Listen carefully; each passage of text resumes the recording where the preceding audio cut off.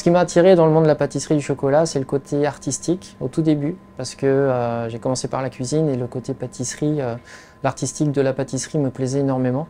Tout ce qui était chocolat, les pièces en sucre, les desserts à l'assiette, les gâteaux, le temps qu'on passait à faire quelque chose qui soit très beau à voir et également après très bon aussi.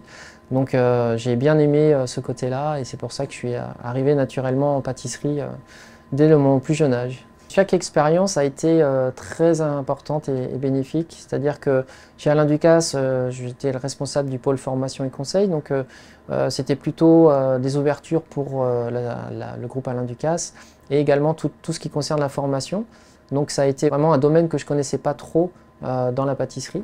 Ensuite, l'hôtellerie de luxe avec le Ritz, donc c'était encore un autre travail, une autre demande.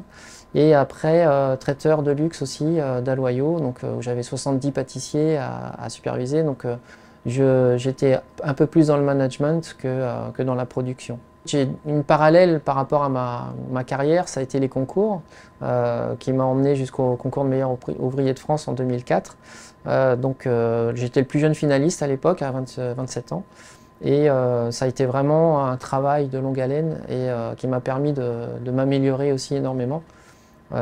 Et après, il y avait aussi le championnat de France du dessert où j'avais été vice-champion de France en 2000. Mon style de pâtisserie, c'est plutôt une pâtisserie épurée, pas de superflu au niveau visuel et au niveau gustatif. C'est-à-dire qu'on ne part pas dans 5-6 parfums différents, on va à l'essentiel, donc on a 2 ou 3 parfums. Les opposés s'attirent, donc on a toujours des parfums qui sont différents et qui sont bien reconnaissables dans les gâteaux. Donc là, dans la bûche, on a la noix, le caramel et un petit peu de vanille pour apporter la rondeur. Mais voilà, on a 2 parfums principaux et on tourne à peu près à ça sur la gamme. C'est important d'avoir les volumes, d'imaginer, parce que les proportions dans un gâteau sont très importantes. On peut avoir les mêmes recettes avec des proportions différentes et ça vous change complètement le goût du gâteau. Il peut être trop sucré, trop gras, trop acide, trop amer. Alors que quand c'est bien structuré avec des bonnes épaisseurs, là on change vraiment la densité du gâteau. Donc c'est vrai que les croquis m'aident énormément. Et après, les moules, forcément.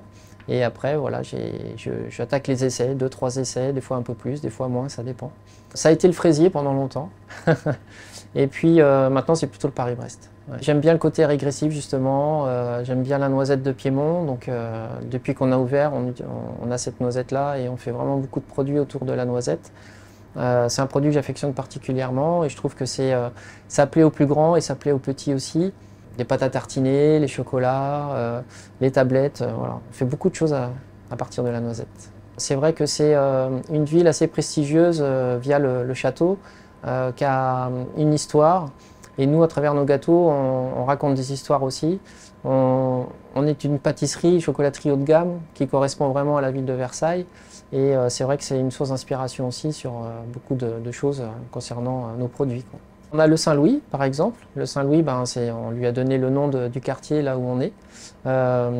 Et le joyau, c'était un dessert de Pâques. Voilà, le joyau comme les bijoux de Louis XIV.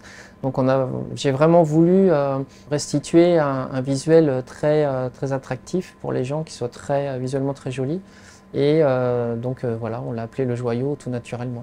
Le conseil, c'est la persévérance, la patience, de ne pas vouloir tout trop vite. À l'époque des réseaux sociaux, on voit beaucoup de choses, on se dit je vais le faire, mais bon, voilà, il faut passer par la case départ, c'est-à-dire apprendre les bases, avoir des bonnes fondations pour pouvoir après justement développer ses connaissances et pouvoir faire des créations, des gâteaux, etc.